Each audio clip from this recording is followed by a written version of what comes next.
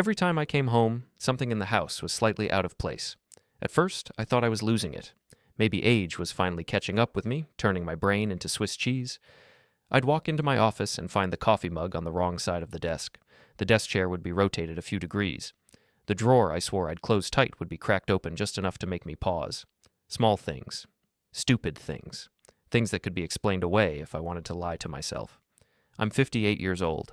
I spent 35 years building a decent auto repair business from nothing, sold it for enough to retire comfortably but not extravagantly, and now I split my time between fixing up the house and pretending I enjoy having free time.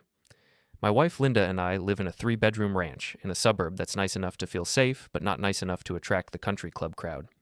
We raised 2 kids here. Our daughter Amy moved to Portland 5 years ago and calls every Sunday like clockwork. Our son Derek lives 10 minutes away with his wife Jessica in a house that costs twice what ours did and looks like it belongs in a magazine. Derek always had ambition. I respected that. He works in commercial real estate, wears suits that probably cost more than my first car, and drives a BMW he leases because owning things outright isn't fashionable anymore. Jessica is beautiful in that calculated way that makes you wonder how much effort goes into looking effortless. She works in marketing for some tech company I can never remember the name of. They're the kind of couple that posts vacation photos on social media and gets 100 likes before breakfast. I'm proud of them, or I was. The thing about small inconsistencies is they add up. A mug moved once is nothing. A mug moved 3 times in 2 weeks starts to feel like a pattern. The chair, the drawer. Then I noticed the mouse on my computer was in a different position. I'm particular about my workspace. 35 years of running a business will do that to you. Everything has a place. Everything stays in its place, except when it doesn't. Maybe the ghosts have unionized, I said to Linda one evening as we sat in the living room. I was pretending to watch the news, but really just cycling through the same 3 thoughts about my office. She looked up over her reading glasses. What? The house. Things keep moving around. Things? Small things. My office, mostly. She marked her page and set the book down. Linda has this way of looking at me that makes me feel like she's reading a different book, one where I'm the unreliable narrator. Have you been moving them and forgetting? No. Are you sure? I'm 58, not 88. I'm just saying, we all forget things sometimes. I let it drop. But that night, lying in bed, I couldn't shake the feeling that something was wrong. Not haunted house wrong, just wrong. The kind of wrong that sits in your chest like bad coffee and won't go away no matter how much you try to ignore it. The next morning, I went into my office before Linda woke up. Everything looked normal. The mug was where I'd left it. The chair faced the desk at the angle I preferred. The drawer was closed. My computer sat dark and dormant on the desk, the monitor angled just right, the keyboard parallel to the desk edge. I sat down and logged in, checked my email, paid a couple of bills online, and closed everything out and shut down properly. Then I got up, pushed the chair in exactly 12 inches from the desk, and left the room. I went to the kitchen and made coffee. Linda came out in her robe, hair a mess, looking like she'd wrestled with her pillow all night and lost. "Morning," she said. "Morning. You're up early." Couldn't sleep. She poured herself coffee and leaned against the counter. "Still thinking about your moving office supplies?" "Maybe." She gave me that look again, the one that said she believed me but also thought I was being ridiculous. "I've noticed things too." That stopped me mid-sip. "What things?" "Just, I don't know. The house feels different when we come home sometimes, like someone was here." "Different how?" "I can't explain it. It's a feeling, like the air has been disturbed." I set my coffee down. "The house breathes when we're gone?" "Don't make fun." "I'm not. I'm just trying to understand what you mean." She shrugged. "Forget it. It's probably nothing." But it wasn't nothing. We both knew it. The thing about being married for 33 years is you develop a language that doesn't need words. I could see it in the way she held her coffee cup, the way she glanced toward the hallway like she expected someone to walk out. I went back to my office after breakfast, sat down at the desk. Everything was exactly as I'd left it. Chair 12 inches out, mug on the left side, drawer closed, computer off. I opened the drawer. My checkbook sat on top of a stack of old tax returns. Nothing unusual. I closed it and opened the next drawer. Pens, paper clips, a stapler that hadn't worked properly in 5 years, but I kept anyway because throwing things away felt wasteful. Then I noticed the bank envelope. It was sitting on top of my tax returns in the first drawer. A white business envelope with the logo of our credit union in the corner. I picked it up and turned it over. It was empty and unsealed. I didn't recognize it. I hadn't been to the credit union in weeks. All our banking was online now. I definitely hadn't put this envelope in my drawer. I sat there holding it for a long time, trying to remember if maybe I had taken it from the mail and stuck it in there without thinking. But that didn't make sense. We shred bank mail. We don't keep empty envelopes in desk drawers. Someone had been in my office. Someone had opened this drawer and left this envelope. The question was who and why. I thought about Derek and Jessica. They had keys to the house. We'd given them copies years ago in case of emergencies. They lived close enough to drop by if they needed something, but they never just showed up unannounced. They were too polite for that, too respectful of boundaries. Weren't they? I put the envelope back and closed the drawer. Then I got up and walked through the house, room by room, looking for anything else out of place. The living room looked fine. The kitchen looked fine. Our bedroom was exactly as we'd left it. The guest bathroom, the hallway closet, the laundry room, all normal. But my office felt different. Not wrong, exactly, just occupied. Like someone else's presence had soaked into the walls, and I could sense it the way you sense someone standing behind you even before you turn around. I spent the rest of the day thinking about it.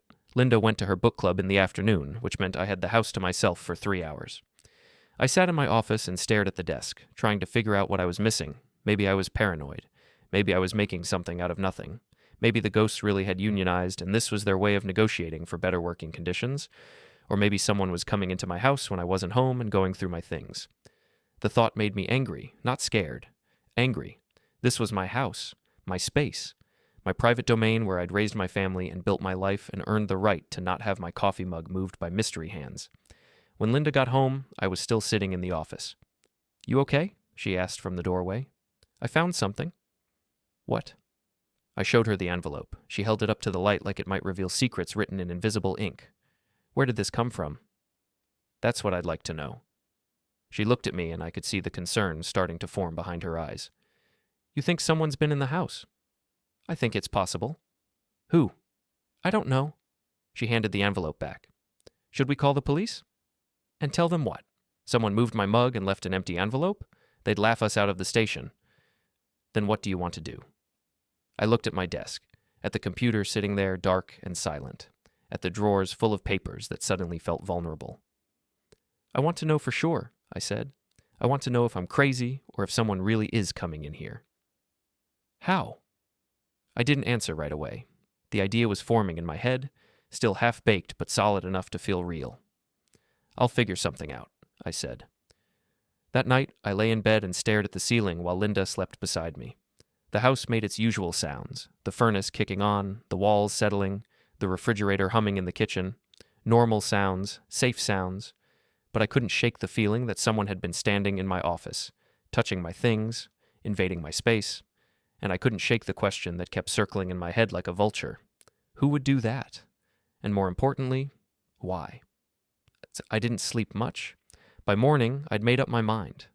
I was going to find out what was happening in my house, even if it meant confirming that I was losing my mind. At least then I'd know. At least then I could stop wondering. While you're here, hit the hype button, don't forget to subscribe and support this channel with a like. And tell us below, have you ever faced something like this? The hardware store smelled like sawdust and motor oil, which was comforting in a way that probably said something about my psychology. I'd spent enough time in places like this over the years that the smell alone felt like coming home. The kid working the counter couldn't have been more than 22 and had the kind of thin beard that suggested he was trying hard, but genetics weren't cooperating. "Help you find something?" he asked. Security cameras. The kind you can monitor from your phone." He perked up like I'd just asked him to explain his favorite video game. "Yeah, man. We got a few options. You looking for outdoor or indoor?" "Indoor. Small. Something that won't be obvious." "Hidden camera situation?" "Something like that." He walked me down an aisle past paint supplies and power tools to a wall display of security equipment. Most of it looked like it belonged in a police procedural. Big obvious cameras with night vision and motion sensors. I needed something subtler. "This one's popular," the kid said, holding up a box with a camera that looked like a smoke detector. "Wireless, connects to an app, records to cloud storage or a micro SD card. Pretty decent resolution." I turned the box over and read the features. It seemed straightforward enough. Pointed at the room. Connect it to Wi-Fi. Watch from your phone. Even an old mechanic could probably figure it out. "I'll take it." "Cool. You need a memory card?" Probably. He grabbed one off a hook and led me back to the counter. The total came to just under $200, which seemed like a lot for what was essentially a very expensive way to confirm I was either being paranoid or being violated. When I got home, Linda was in the kitchen making lunch. "What's in the bag?" she asked. I showed her the box. She looked at it for a long time without saying anything. "You're serious about this?" "I need to know. And if you're wrong, if it turns out you've just been forgetting things, then I'll accept that and we'll laugh about it in 10 years. And if you're right, I didn't have a good answer for that." So I took the camera to my office and closed the door. The instructions made it sound easy. Remove camera from packaging, download app, connect to Wi-Fi, mount in desired location. I did all of those things, and it still took me 45 minutes because technology and I have an adversarial relationship that dates back to the first time I tried to program a VCR. The camera looked like a small black dome, about the size of a tennis ball cut in half. I mounted it in the corner of the ceiling above my bookshelf, angled to cover the desk and most of the room. From the floor, it was barely noticeable. You'd have to know to look for it. I opened the app on my phone, and there was my office in grainy color video. I waved at the camera. On my phone screen, a middle-aged man with graying hair waved back. The delay was maybe half a second. "Does it work?" Linda called from the hallway. "So far." She appeared in the doorway, and I showed her the phone screen. She looked up at the camera, then back at the screen, then at me. "Now what?"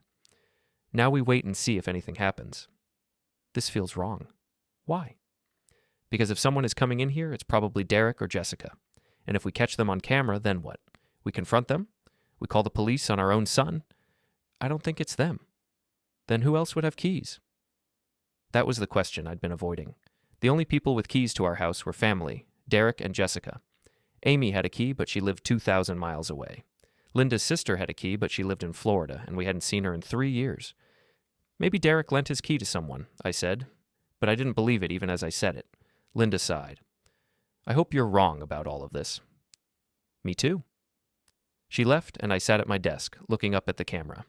The little red light blinked once every few seconds to indicate it was recording. I pulled up the app and checked the settings. Motion detection, on. Cloud storage, enabled. Notifications, on. If someone entered this room, my phone would tell me.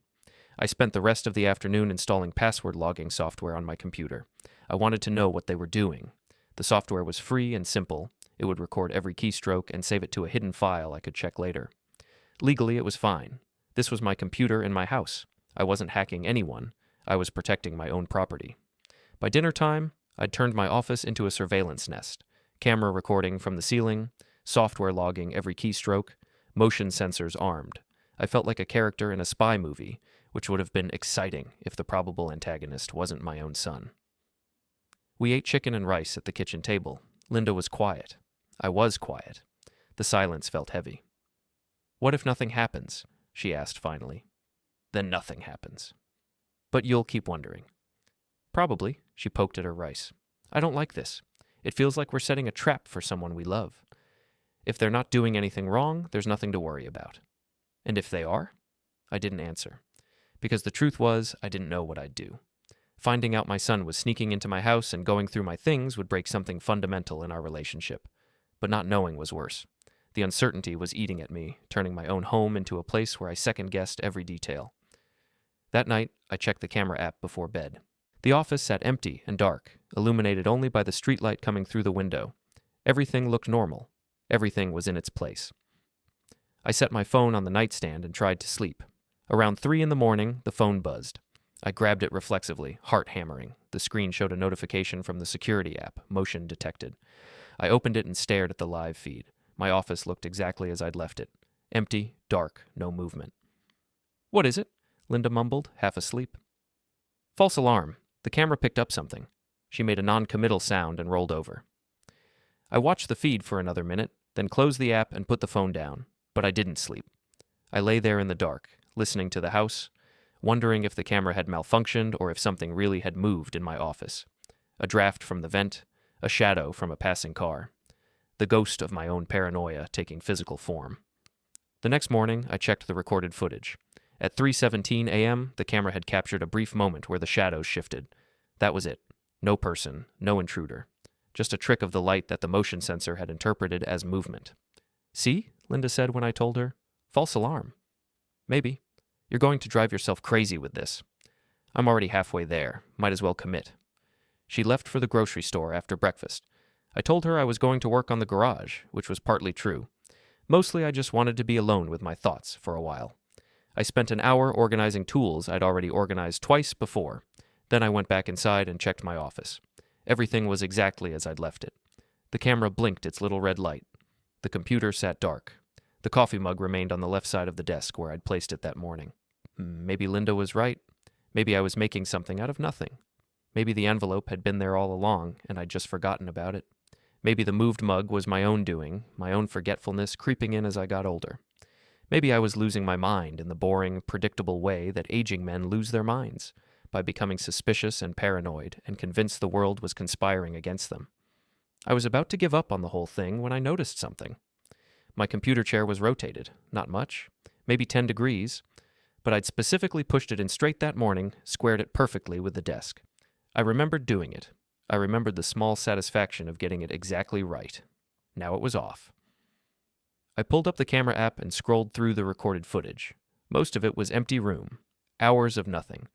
But at 10:47 a.m., something happened. The office door opened. I felt my stomach drop as I watched the recording.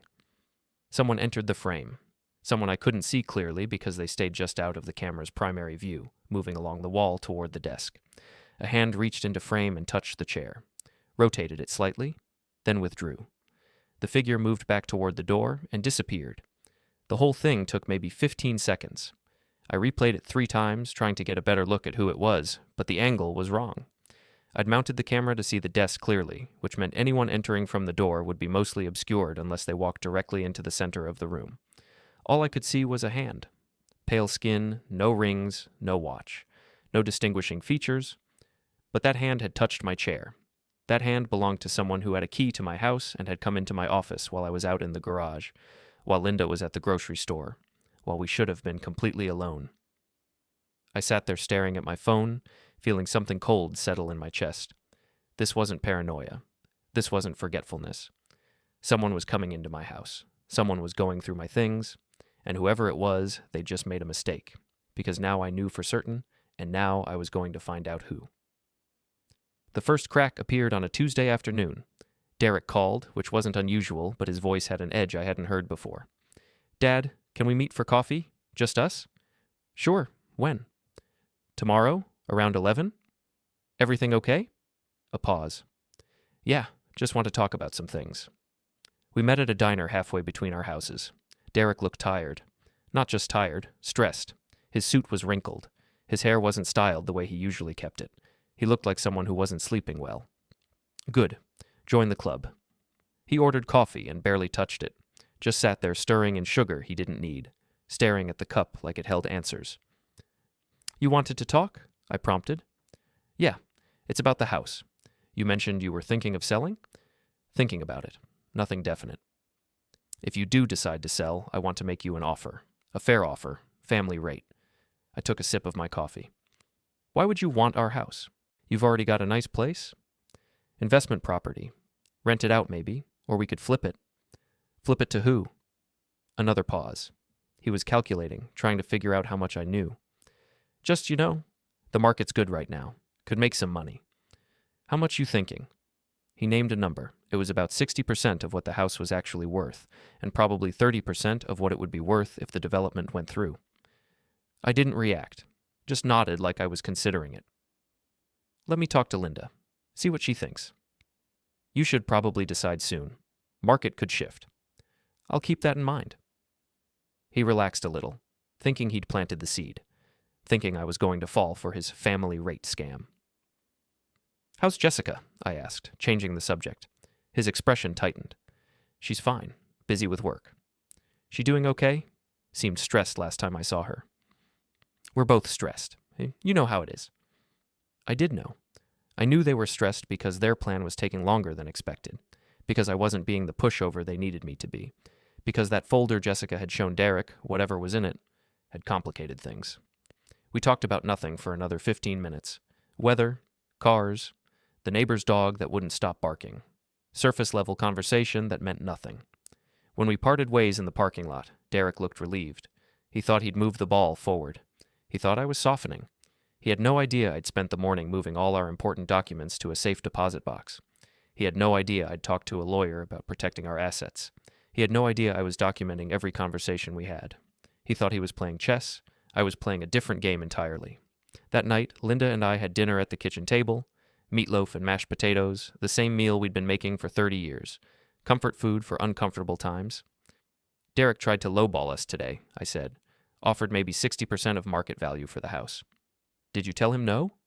I told him I'd think about it. Why string him along? Because the longer this goes, the more rope he has to hang himself with. And I want plenty of rope. She pushed her potatoes around her plate. I keep thinking about when he was little. Remember when he broke the kitchen window playing baseball? He was so scared to tell us. Cried for an hour before he worked up the courage. I remember. That little boy wouldn't have done this, wouldn't have lied to us, wouldn't have snuck around our house. That little boy grew up. Into what? I didn't have a good answer, so I changed the subject. The next day, I decided it was time to go on offense. I'd been reactive long enough, letting Derek and Jessica make their moves while I documented and planned. Now I wanted to push them, see how they responded under pressure. I called Derek's workplace, asked for his boss, got transferred to a man named Richard Chen who sounded perpetually annoyed. This is Mark Sullivan, Derek's father. Oh, hi. What can I do for you? Just wanted to touch base. Derek mentioned he's been working on some big projects. Wanted to say I'm proud of how hard he's working. A slight pause. That's nice. I'll let him know you called. He's mentioned you several times. Said you've been a great mentor. Another pause, longer this time. I appreciate that. He's really committed to commercial development. Can't stop talking about properties and permits and all that. Mr. Sullivan, is there something specific you needed? No. Just wanted to connect. Derek talks so much about work that I feel like I know everyone there. Well, that's great. I should get back to... He mentioned something about a development project in our neighborhood, said you guys might be involved. Then, I don't know what Derek told you, but our firm isn't working on any projects in your area. Oh, must have misunderstood. He gets so excited about these things, sometimes I can't keep track. Mr. Sullivan, has Derek been telling you about confidential projects? I'm sure it's nothing. You know how kids are. Mr. Sullivan, thanks for your time, Richard. I'll let you get back to work. I hung up before he could say anything else. What I'd just done was plant a seed of doubt in Derek's boss's mind. Made it seem like Derek was sharing confidential information with his father. In an industry built on discretion and insider trading regulations, that was a cardinal sin. Derek's phone would be ringing within the hour, and he'd know I'd called. He'd know I'd said something, but he wouldn't know exactly what. The uncertainty would eat at him. Linda caught me smiling at my phone. What did you do? Made a phone call. To who? Derek's boss. Oh, God. Why? Because Derek needs to understand that actions have consequences, and because I wanted to see how he handles pressure. You're playing with fire. They started the fire. I'm just adding gasoline. My phone rang an hour later. Derek. I let it go to voicemail. He called again. Voicemail. On the third try, I answered. Hey, Derek. Dad, did you call my office? Yeah, wanted to say hi to your boss. You talk about him so much. Why would you do that? Because I'm proud of you. Is that a crime? You can't just call my workplace randomly. It's unprofessional. Didn't seem to mind. Nice guy. Said some interesting things about your projects. Silence. I could hear him breathing, trying to figure out what I'd said, what damage I'd done. What did you talk about? Just work stuff. Development projects. Nothing major. Dad, you can't discuss my work with my boss. That's not appropriate. You discuss my house with strangers. Seems fair. What? Nothing. Just saying family business should stay in the family, right? Another long silence. Are you feeling okay? Never better. Why?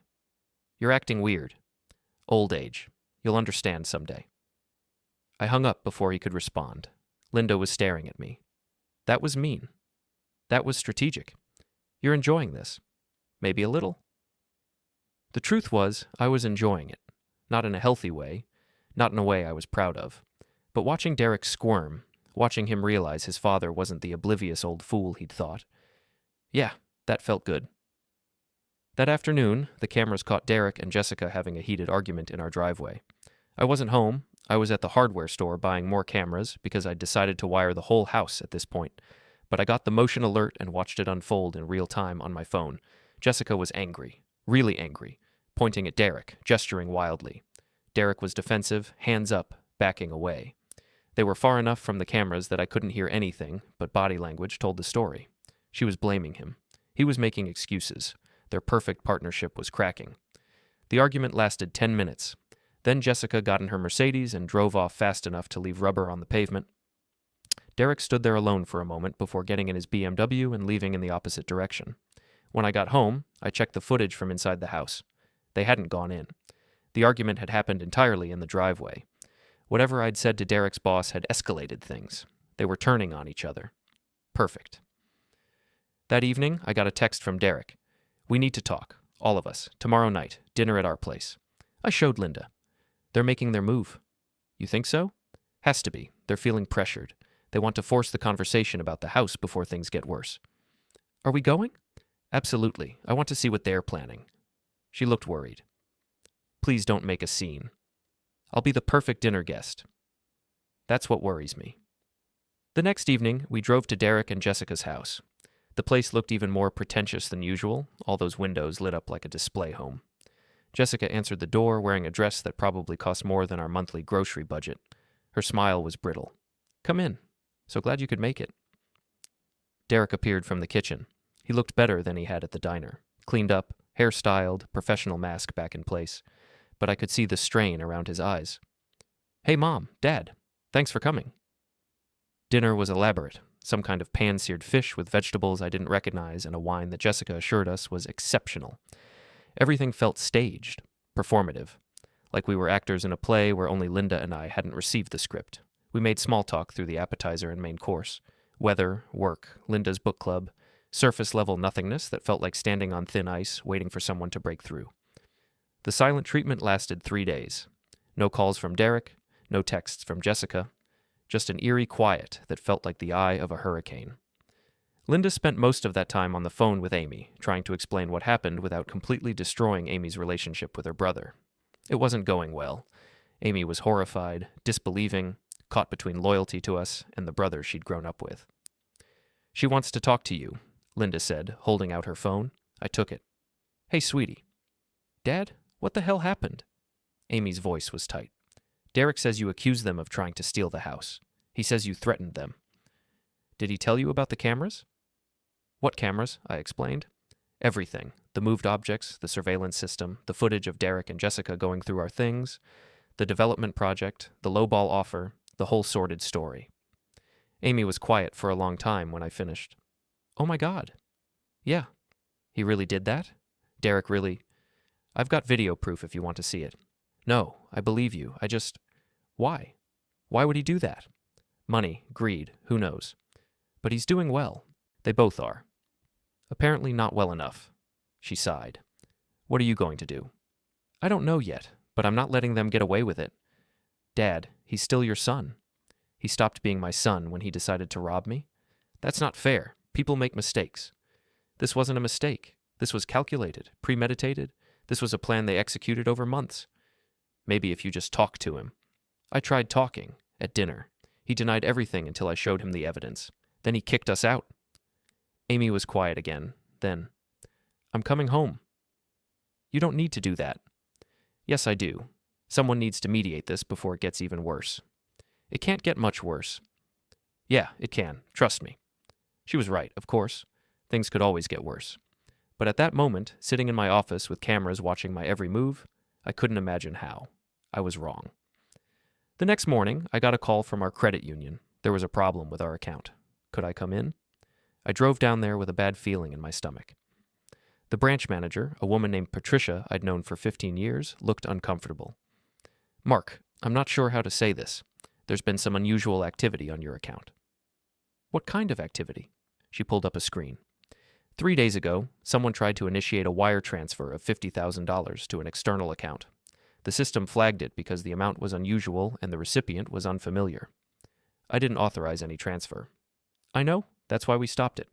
But someone had your account number and routing information. They also had what appeared to be your digital signature." She turned the screen around. There it was. A transfer request in my name, with a signature that looked exactly like mine, trying to send $50,000 to an account I didn't recognize. This is fraud. I agree, but the signature matches the one we have on file, and the request came from an IP address that traces back to your home. Someone must have used my computer, forged the signature. Do you know who? I thought about Derek plugging that flash drive into my computer, copying files, accessing documents, getting everything he needed to forge my signature and attempt a wire transfer. Yeah, I know who. We'll need to file a police report. I'll do that today. Patricia looked sympathetic. Mark, I have to ask, is this a family matter? What makes you say that? Because the external account belongs to Derek Sullivan, your son. There it was, the nuclear option. Derek had tried to steal $50,000 directly from our account, not through trickery or manipulation, straight theft. I sat there processing that information. My son had tried to rob me, tried to forge my signature and wire himself $50,000 like I wouldn't notice, like I was too stupid or too trusting or too old to check my account. File the police report, I said. I'll sign whatever you need. Patricia nodded. I'm sorry it came to this. So am I. I drove home in a daze. Linda was in the kitchen when I got back. One look at my face and she knew something had happened. What? I told her. About the wire transfer, about Derek's account, about the forged signature. She went white, then red, then she grabbed her purse. Where are you going? I asked. To Derek's house, to ask him what the hell he's thinking. I'll come with you. We drove to Derek and Jessica's in silence. The anger was so thick in the car I could barely breathe. This wasn't about property values anymore. This wasn't about inheritance or real estate deals. This was straight criminal activity. Derek's BMW was in the driveway. We marched up to the door and I pounded on it hard enough to hurt my knuckles. Jessica answered. Her face went from confused to alarmed when she saw our expressions. We need to talk to Derek, Linda said. Her voice was ice. He's not... Now. Jessica stepped back. Derek appeared from the home office, phone in hand. He stopped when he saw us. What are you doing here? You tried to steal $50,000 from us, I said. What were you thinking? His expression flickered. Surprise, then calculation, then defensive anger. I don't know what you're talking about. The wire transfer, 3 days ago, from our account to yours. That wasn't me. The bank has records. Your account number, your name. Someone must have stolen my identity. Linda laughed. It wasn't a pleasant sound. Stop lying. Just for once in your miserable life. Stop lying to us. Derek's mask cracked. You don't understand. We're in debt. Serious debt. Jessica's company is downsizing. My commission structure changed. We're behind on the mortgage. So you decided to rob your parents? It was a loan. I was going to pay you back. A loan requires asking. What you did was theft, fraud, forgery. Jessica appeared next to Derek. We were desperate. You don't know what it's like. The pressure, the expenses, everything costs so much. Then sell your fancy house, Linda snapped. Downsize. Cut back. Don't steal from family. We tried to handle it properly, Derek said. We tried to buy the house at a fair price. Fair price? I cut him off. You offered 60% of market value. That's not fair. That's robbery. You were going to sell anyway. You said so. I was testing you, and you failed spectacularly. Derek ran his hand through his hair. Dad, please. If you file a police report, I'll lose my real estate license. My career will be over. Should have thought of that before you committed fraud. Please, I'm begging you, don't do this. I looked at him, really looked at him, saw the desperation, saw the fear, saw the ruins of the man I'd raised and felt nothing but disgust. You did this to yourself. You and Jessica both. You made the choices. You live with the consequences. You can't just abandon your son. You abandoned us first, the moment you decided we were marks instead of parents. Jessica grabbed Derek's arm. We should call our lawyer. Call whoever you want, Linda said. The police report is already filed. The bank has all the evidence. There's nothing a lawyer can do to change that. We turned to leave. Derek followed us to the door. Dad, please. I'm sorry. I made a mistake. Don't destroy my life over one mistake. I stopped and looked back at him. One mistake? You've been sneaking into our house for months, going through our things, photographing our documents, trying to manipulate us into selling at a loss, attempting wire fraud. That's not one mistake. That's a pattern of behavior. I'll make it right. I'll pay back whatever I took. You didn't take anything because the bank caught you, but you tried, and that's enough. Please. Goodbye, Derek. We walked to the car. Derek stood in the doorway, Jessica next to him, both of them looking like their world was ending. Good. It should be. In the car, Linda was shaking, not from fear, from rage. How did we raise someone like that? I don't know. We gave him everything, love, support, opportunities, and this is how he repays us? Some people just go bad, no matter how you raise them. That's bullshit. People don't just go bad. Something happened, something we missed. Maybe, or maybe he's just greedy. Maybe the temptation was too much. We drove home in silence. I kept thinking about Derek's face at the door, the desperation, the fear, the realization that he'd destroyed everything. Part of me felt sorry for him, the part that remembered teaching him to ride a bike, the part that remembered his high school graduation, the part that remembered being proud of him. But that part was small and getting smaller, because the rest of me was furious, betrayed, done. When we got home, there was a message from Patricia at the credit union. The police had been contacted. A detective would be reaching out to take our statement. It was real now. Official. My son was going to be investigated for attempted fraud. He might be arrested. He'd definitely lose his professional license. His career in real estate was over, and I'd done it. I'd filed the report. I'd set this in motion. Do you regret it? Linda asked. No. Not even a little? Not even a little. That night, Amy called. She'd heard from Derek. He was panicking, begging her to intervene, telling her this was all a misunderstanding. Is it? Amy asked. A misunderstanding? No, it's exactly what it looks like. He says you're being vindictive, that you're punishing him for making a business offer. He tried to steal $50,000 from us, Amy. That's not a business offer. That's a crime. She sighed. I know. I talked to the bank. They sent me the documentation. I can't believe he did this. Neither could we. What happens now? The police investigate. Probably charge him. He'll need a lawyer. A criminal lawyer. Yeah. This is going to tear the family apart. The family's already torn apart. This just makes it official. She was quiet. Then, I love you, Dad, even when I don't agree with you. I love you. I love you too, sweetheart. After we hung up, I sat in my office and stared at the cameras. The little red lights blinked. Everything was being recorded. Everything was evidence now. I thought about Derek as a kid, thought about all the times I'd helped him with homework, taught him to change a tire, gave him advice about girls and school and life. Where had that kid gone?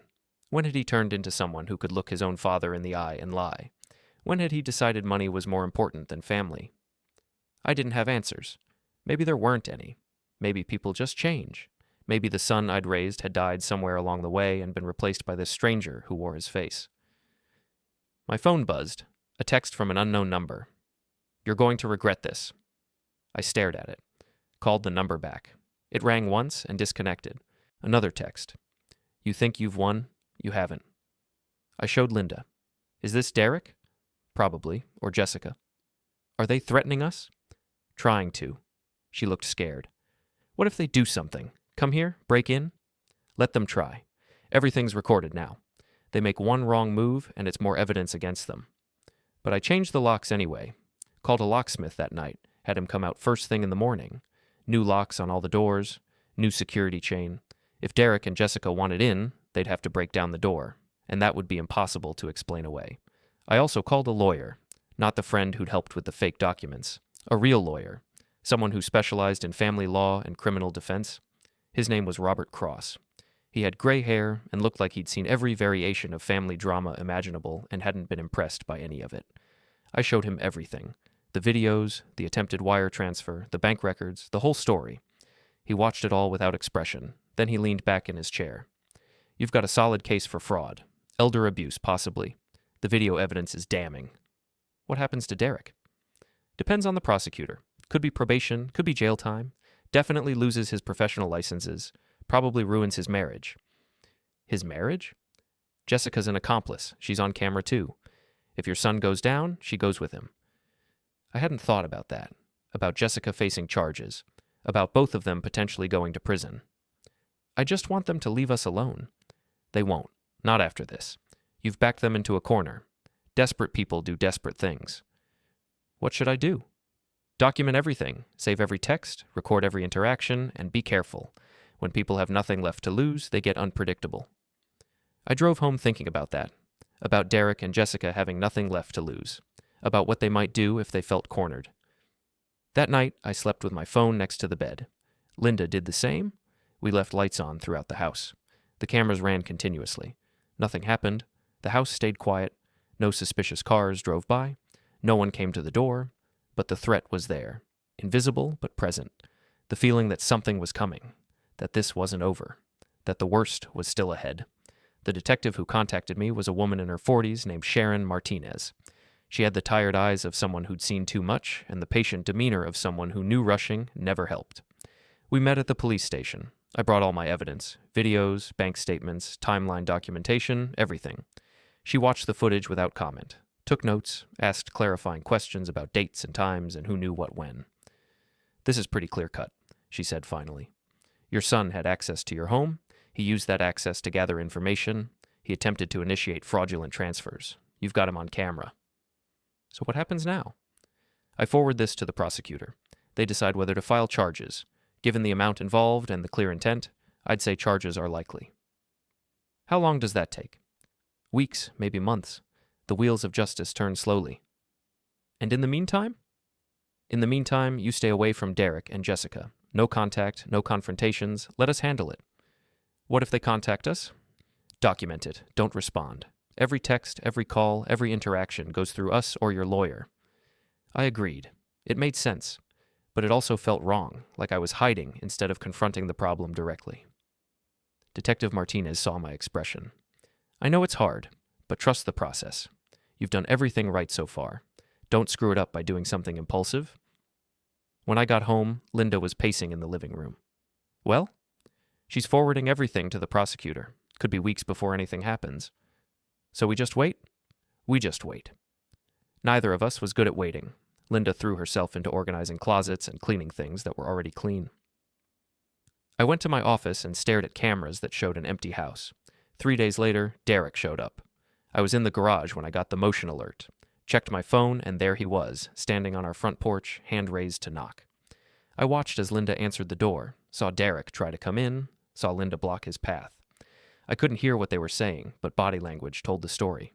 Derek pleading, Linda shaking her head, Derek getting agitated, Linda standing firm. I walked to the front door. Derek saw me, and his expression changed from desperate to angry. "We need to talk," he said. The detective said no contact. "I'm your son.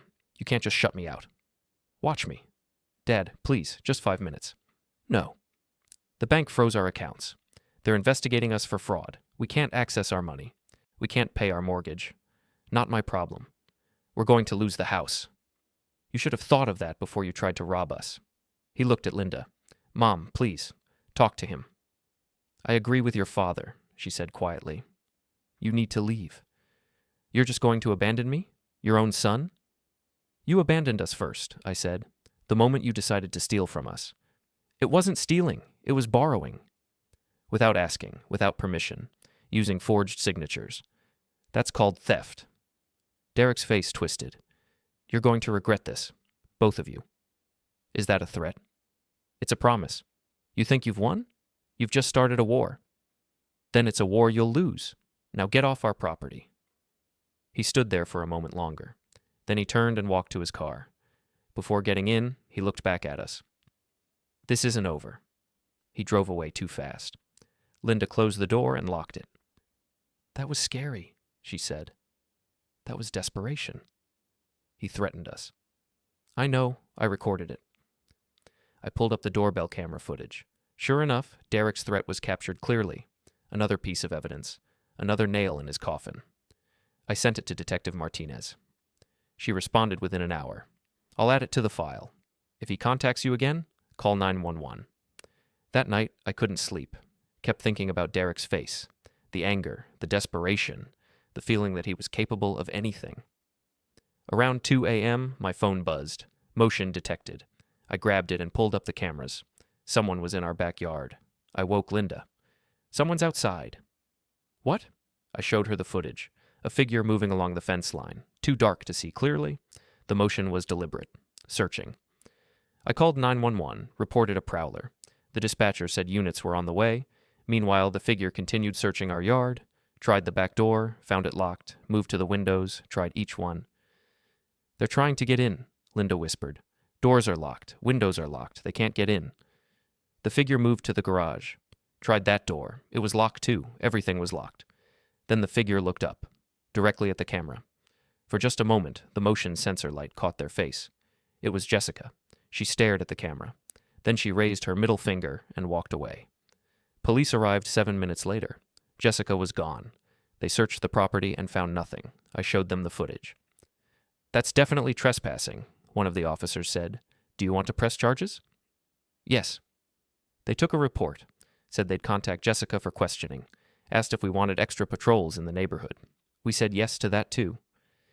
After they left, Linda and I sat in the living room. Neither of us wanted to go back to bed. The violation felt too fresh, too close.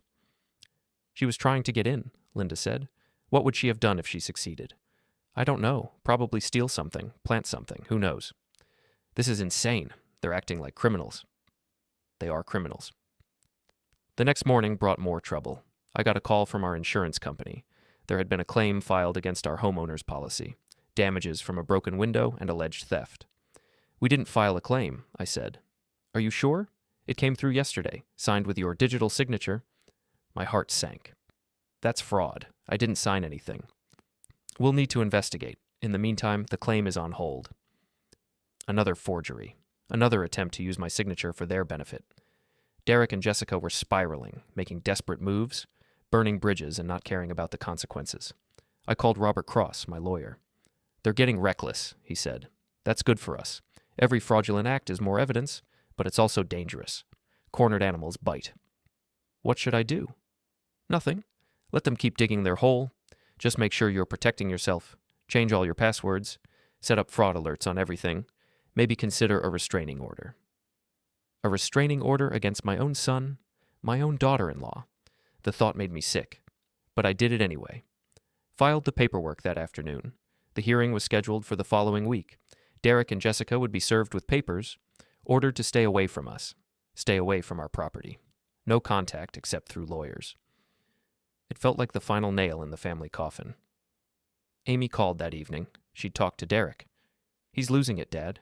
I'm worried about him." He should be worried about himself. He's the one committing crimes. He says you've destroyed his life, ruined his career, taken everything from him. He destroyed his own life. I just documented it. He's talking about, I don't know, scary stuff. About how you'll pay for this. About making things right. Did he threaten us specifically? Not directly, but the tone. Dad, I'm scared. I think he might do something stupid. I've got cameras everywhere. Police are aware. We're filing for a restraining order. That'll just make him angrier. Then he'll be angry. I'm done worrying about Derek's feelings. He's still my brother. Then talk him down, convince him to stop, because if he keeps going like this, he's going to end up in prison. She was quiet. Then, what if you just dropped the charges? Let it go? Give him a chance to make things right? He tried to steal $50,000 from us, forged my signature, trespassed, threatened us. How is that something I should just let go? Because he's family. Not anymore. I hung up feeling worse. Amy was right in the middle of this, trying to be loyal to everyone, getting torn apart by the conflict. But I couldn't drop the charges. Wouldn't. Derek and Jessica had crossed lines that couldn't be uncrossed. They'd shown me who they really were, and I believed them. That night, Linda and I reinforced our security, added more cameras, more lights, got a baseball bat and kept it next to the bed just in case. "This is ridiculous," Linda said. "We're living like we're under siege. We are under siege. From our own son. That's what makes it so sad." I lay awake that night listening to every sound, the house settling, the wind, the occasional car driving past. Every noise felt threatening. Around midnight, I heard something, not from the cameras, from outside, a car engine idling somewhere close. I got up and looked out the window, couldn't see anything. The street was dark, empty. But I could hear it, a car running somewhere nearby. I watched for 10 minutes. The engine kept running. Then finally it drove away. I never saw it, just heard it leave. In the morning I checked the street, nothing unusual, no signs of disturbance. Maybe it was a neighbor. Maybe it was someone lost. Or maybe it was Derek and Jessica. Watching, planning, waiting for an opportunity. I was tired of being reactive, tired of waiting for them to make the next move. I wanted to end this, force the confrontation, make them show their cards so I could destroy those cards completely. But Detective Martinez had been clear.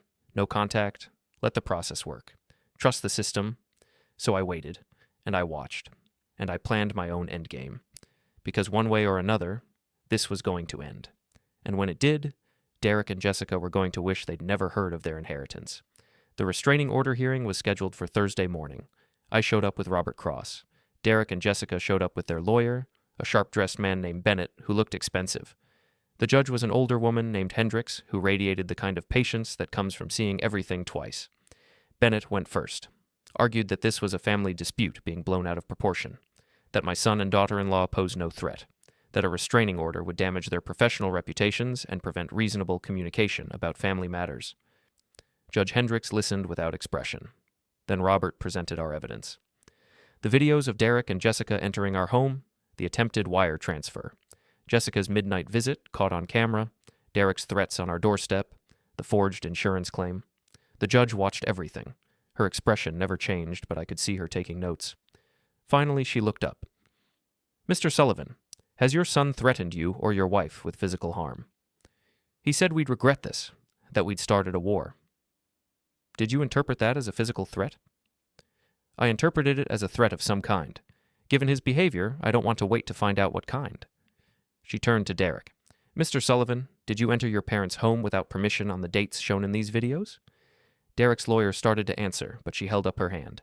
"I'm asking your client." Derek shifted in his seat. "I have a key. I thought—" "Did you have permission to be there on those specific dates?" "Not explicitly, but—" "That's a no. And did you attempt to initiate a wire transfer from your father's account without his knowledge or consent?" "That was a misunderstanding. I thought—" "Another no." She looked at Jessica. "And you, Mrs. Sullivan? Were you on the Sullivans' property at 2 a.m. last week?" Jessica glanced at her lawyer. "I was checking on the house. I was worried about them. By trying to open locked doors and windows, in the middle of the night? I wanted to make sure everything was secure. While trespassing." Bennett tried to interject. "Your Honor, these are family members with a long history of entering the home when they felt like it," Judge Hendricks said, "which is exactly why this order is necessary. Restraining order granted. Mr. and Mrs. Derek Sullivan are to stay at least 100 yards away from the petitioners and their property. No contact except through attorneys. Violation will result in immediate arrest. Court is adjourned." She banged her gavel. Derek and Jessica looked stunned. Bennett looked annoyed. Robert looked satisfied. Outside the courthouse, Derek tried to approach us. A bailiff intercepted him. "Sir, the order is in effect immediately." "They're my parents." "Then you should have thought about that before committing fraud against them." We walked to the parking lot. Linda was shaking. "That felt surreal. That felt necessary. He's not allowed to come near us. Our own son. Our own criminal son. There's a difference." She didn't argue. Just got in the car and stared out the window. I thought that would be the end of it. The restraining order would force Derek and Jessica to back off. Give us space. Let the criminal investigation proceed without interference. I was wrong. The next afternoon, I got a call from Amy. She was crying. "Dad, Derek and Jessica are at my place. They drove all the way to Portland. They're a mess. They want me to convince you to drop everything." "That's not happening." "They're talking crazy about how they have nothing left, how they're going to lose everything. Derek keeps saying it's not over, that he has a plan." "What kind of plan?" "He won't say. But Dad, I'm scared. He's not himself. He's talking about making you understand, about forcing you to see reason." "Is he threatening to come back here?" "I don't know. Maybe. He's not making sense." "Put him on the phone." "What?" "Put Derek on the phone, now." There was shuffling, muffled voices, then Derek's voice, harder than I'd ever heard it. "What?" "Whatever you're planning, don't do it. You destroyed my life. You destroyed Jessica's life. You destroyed everything. You destroyed your own life by trying to rob me. I was going to pay you back. By forging my signature, by breaking into my house, by lying to my face for months. You never would have given me the money if I'd just asked. Damn right I wouldn't have, because you didn't need it. You needed to sell your overpriced house and live within your means. You don't understand. The pressure, the expectations, Jessica's family, my career. I understand perfectly. You wanted money you didn't earn to maintain a lifestyle you couldn't afford, so you tried to steal from your parents. It's not that simple. It's exactly that simple, and now you're facing the consequences. You could drop the charges, tell them it was a misunderstanding. We could start over. No. Dad, please, I'm begging you. The answer is no. You made your choices. Now live with them. Then you made yours too. What does that mean? It means I'm done playing by your rules. It means I'm going to handle this my way. Derek. He hung up. I called Detective Martinez, told her about the conversation, about Derek's threats. I'll put out a bolo, she said. Be on the lookout. If he comes back to your area, we'll pick him up for violating the restraining order. And if he doesn't come back here, if he does something else? Like what? I don't know. That's what worries me. That night, I barely slept. I kept expecting headlights in the driveway, kept waiting for the sound of breaking glass, but nothing happened. The next day, I got a call from Patricia at the credit union. Mark, there's a problem. Someone tried to access your safe deposit box. What? This morning, a man claiming to be you came in with identification and tried to access box 217, your box. What did he look like? 40s, Caucasian, brown hair. She paused. He looked a lot like the man you showed me before, your son. What did you do? We asked him to wait while we verified his identity. He got nervous and left. But Mark, he had identification that looked legitimate. Driver's license, social security card. If we hadn't known to watch for something like this, he would have gotten into my box. What's in there? Documents, originals, property deeds, birth certificates. Everything important. Everything Derek would need to steal my identity completely, to forge more signatures, to commit more fraud, to take everything. I'm changing the access requirements, Patricia said. From now on, you need to call ahead and set an appointment. We'll verify your identity 3 different ways before letting anyone near that box. Thank you. Mark, your son is desperate. Desperate people do desperate things. Everyone kept saying that. Desperate people do desperate things. But what things? What was Derek planning? I found out that evening. I was in the garage when Linda screamed from inside the house. I ran in and found her in the living room, staring at her computer. What? What is it? She turned the screen toward me. Facebook was open. Her page. But the posts weren't hers. Someone had hacked her account, and someone had posted a long, rambling message about how I was an abusive father, how I'd been controlling and manipulative, how I'd stolen money from Derek, and now I was trying to frame him for my own crimes. The post was public. Already had 50 comments, friends asking if Linda was okay, people expressing shock, some believing it. Check yours, Linda said. I pulled up my own Facebook. Same thing, posts I hadn't made, stories I hadn't written, all painting me as the villain, Derek as the victim. My email was flooded. People asking if the posts were real, offering support to Derek, some asking how I could do this to my own son. He's trying to destroy our reputation, Linda said. He's trying to control the narrative. I started deleting the posts, changed all my passwords. But the damage was done. Screenshots had been taken. The story was out there. My phone rang.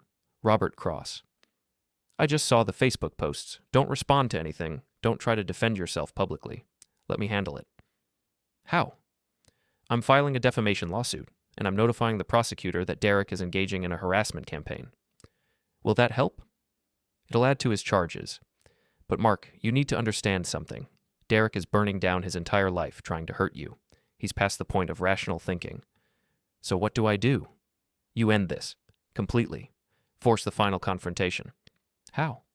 Give him what he wants. I didn't understand at first. Then it clicked. You want me to set a trap? I want you to give him an opportunity he can't resist. One that will force him to either back down or commit a crime so obvious even his lawyer can't defend it. What kind of opportunity? That's up to you. But whatever it is, make sure you have cameras recording everything. Make sure you have witnesses. Make sure when he takes the bait, there's no question what he's doing. After he hung up, I sat in my office and thought about it. What would Derek want? What would make him risk everything? The answer was obvious. The house? He wanted the house. Wanted control of it. Wanted the ability to sell it to the developers. So I'd give him a chance to take it. I called a real estate agent I knew. Asked her to list our house for sale. Public listing. Open houses scheduled. Make it look like we'd given up and decided to sell. Then I made sure Derek found out about it. I called Amy. Asked her to casually mention to Derek that we'd decided to sell, that we were tired of fighting, that we just wanted this over with. She was reluctant, but she did it. 2 days later, the house was listed. Photos online. Coming soon, signs in the yard, everything public and official, and then I waited. Derek couldn't resist. If the house was being sold, he'd want to see it, want to scope it out, maybe even want to sabotage the sale somehow. I set the trap, told the real estate agent to schedule an open house for Sunday, made it public, posted about it on Facebook. Then I installed even more cameras, every angle, every room, high definition, audio recording, and I made sure Linda and I would be gone during the open house, made it obvious we wouldn't be there, created the perfect opportunity for Derek to do something stupid, because desperate people do desperate things, and I was counting on it.